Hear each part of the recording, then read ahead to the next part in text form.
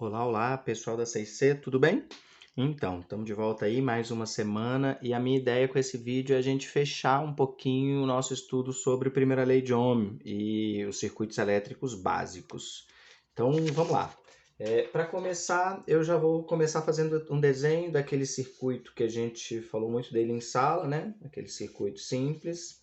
Eu tenho aqui uma chave, um interruptor, nesse caso fechado, né, para o circuito funcionar, uma pequena resistência e uma fonte de tensão. Então esse é um desenho que a gente está acostumado. A gente sabe que a fonte de tensão vai fornecer uma tensão V, uma diferença de potencial V, né? Pode ser de 10 volts, 12 volts, 15 volts, a tensão que a gente quiser. Então essa aqui é a nossa bateria. E que quando essa bateria está funcionando e essa chave, né, que a gente tem um interruptor, vou botar aqui, né, interruptor,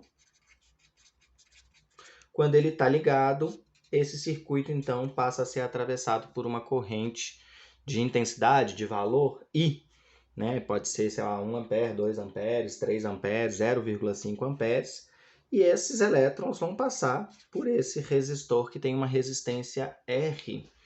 E aí esse então é o nosso circuito básico. Vários aparelhos funcionam com esse circuito básico, a gente conversou sobre isso na aula passada, mas o que eu quero mostrar para vocês hoje, né, só para a gente relembrar, é o enunciado da primeira lei de Ohm. Ele diz que se um resistor for um resistor ôhmico, eu vou escrever aqui, né, resistor ôhmico,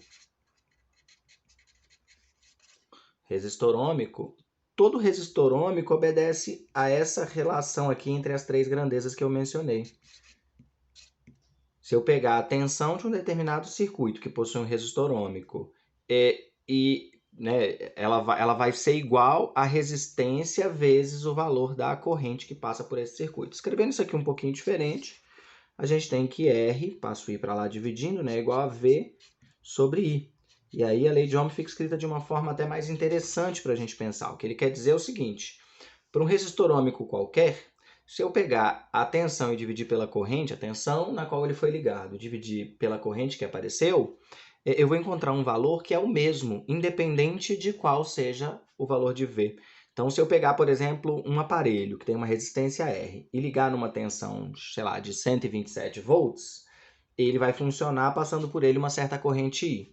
Se eu mudar a tensão para uma tensão menor, o que vai acontecer, segundo essa lei, né? Se o V diminuir, o I tem que diminuir também para que o R permaneça constante. Então, se a tensão for menor, vai passar uma corrente menor. Se eu aumentar a tensão, vai passar uma corrente maior. E aí, para a gente ter um exemplo um pouco mais concreto, né, mais do nosso cotidiano, desse tipo de possibilidade de análise, eu trouxe aqui, eu até tinha levado para a aula também, não sei se vocês se lembram, mas eu trouxe aqui de novo o nosso ebulidor. É aquele aparelho, ele é um pouco grande para caber todo na câmera aqui, mas é aquele aparelho que a gente utiliza para aquecer a água, para fazer um café, quando a gente não tem um fogão próximo, né, mas tem uma tomada. E ele tem uma etiqueta que acho que vale a pena a gente explorar aqui.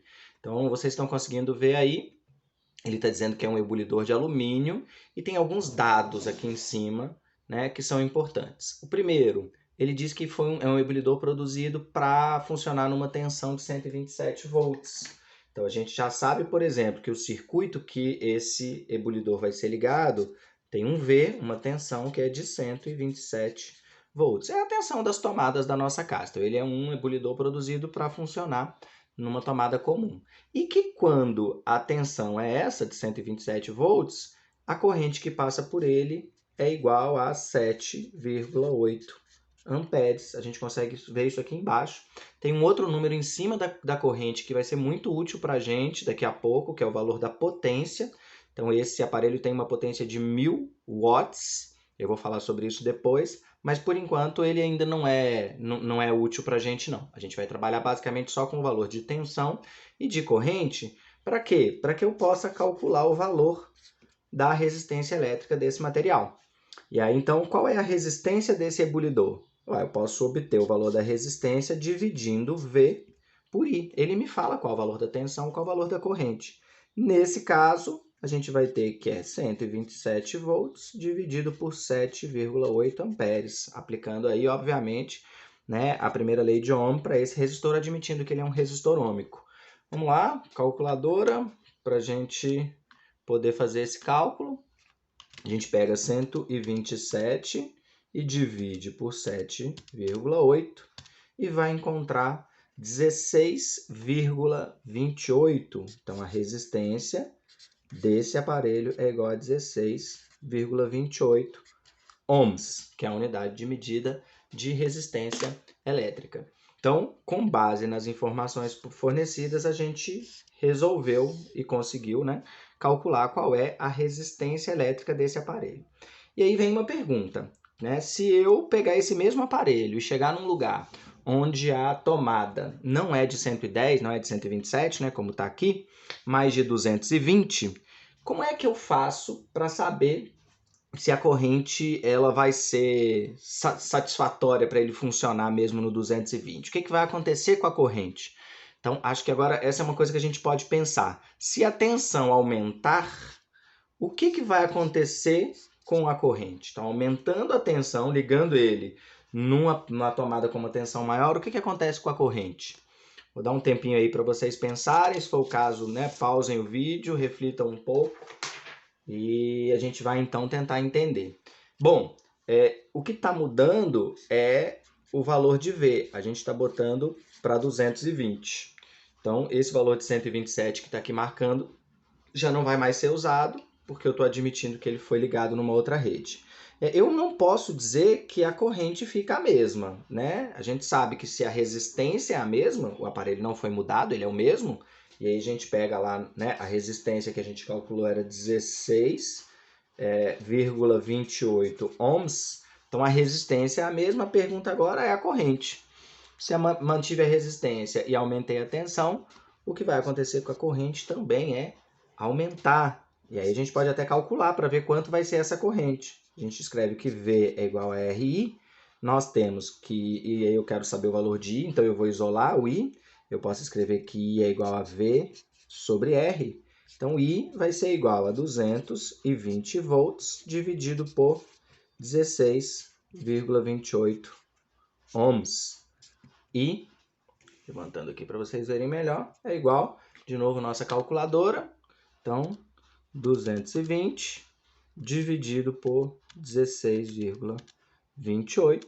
Isso vai me dar 13,5, vou arredondar aqui, né? Amperes. Então, a corrente, de fato, ela passou a ser maior do que a corrente que passava quando eu ligava no 127. Olha só, ligando no 127, a corrente era de 7,8, aqui a corrente vai ser de 13. E o que vai acontecer então com esse aparelho? Pode ser que ele funcione, mas a gente vai ter que pensar se o fio do qual ele foi feito, tá aqui, né, aguenta uma corrente tão grande, porque quando passa uma corrente muito grande por um material, ele se aquece muito. E a gente vai ter que também saber se essa resistência, se o material dessa resistência aqui também suporta uma passagem de corrente tão grande. Então são duas restrições, né? Eu acredito que ele não vai funcionar, que ele vai queimar, né? Que o fio não suporte, mas como esse é um material bem rústico e tal, pode ser até que ele consiga, mas a gente já sabe que ele vai funcionar aquecendo mais, inclusive, né? Porque a corrente é maior, então ele vai gastar mais energia, mas também vai aquecer mais rápido a água. O que a gente não sabe é se ele vai pegar fogo antes de conseguir fazer a água entrar em ebulição. Beleza? Então eu fiz aqui um cálculo, uma análise bem simples de um aparelho muito fácil e muito presente, né, na nossa vida, que é um aquecedor. E a gente pode fazer isso para qualquer material, para qualquer circuito, tá bom? Um abração para vocês, até mais.